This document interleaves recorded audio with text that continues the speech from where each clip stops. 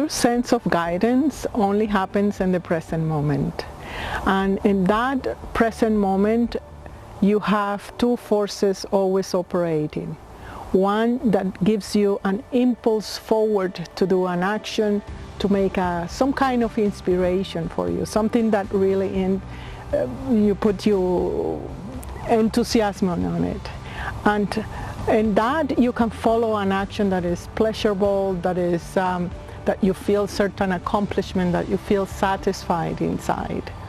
And that type of synchronicity is what we usually define when we say, oh, I was engaged or wanting to do this kind of gardening and somebody gave me this kind of gardening. Oh, that kind of book or that kind of plan that contribute to my plan, to my original idea, to my enthusiasm, to my inspiration. And that kind of synchronicity challenge you with how much pleasure you are able to receive to yourself. How much are you willing to bathe yourself in the full satisfaction of doing what you want? And of course, the degree of acceptance that you have about pleasure, about manifesting, creating, opening the space, not wanting to say, oh, I'm doing this because I want to be successful or because I want to start a business.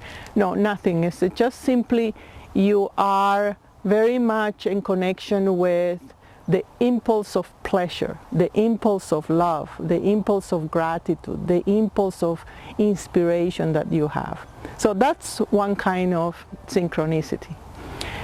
Another kind of synchronicity is the one that prevents you from doing things that are not supposed to be done that day or that moment. So for example, if you have a project that you started months ago or years ago and then it never went into conclusion, you carry that kind of sense or that subtle judgment of, oh, I didn't complete that, oh, I failed in that, or I was not good enough to complete that. But in reality, just double check if it was just something that it didn't have the energy to be completed, or it was not meant to be done at that time, and years later or weeks later you resume that project with new information that have come from a different experience, a different point of view, and then the project will be much enriched. So that kind of synchronicities is the one that say no, not now, wait for the proper timing. Now don't confuse that with procrastination or avoidance or giving you excuses not to act. It's just that part of synchronicity challenge you with the innocence of, I have done today what I was supposed to do today. Anything more was part of my agenda, of my mind wanting to overstretch myself, but it was not the timing, it was not supposed to be done today. So in that way you can relax about that self-imposing agendas that we have and that rigidity that, oh, I need to conclude that and I need to follow my passion and this synchronicity is not happening anymore. You need to learn that life always gives things in polarities. One thing that say yes and one thing that say no.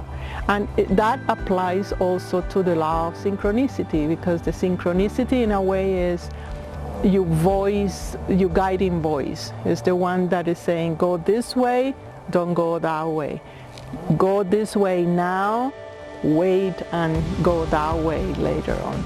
So some synchronicities happen for a reason, right? So if you have not heard about some news or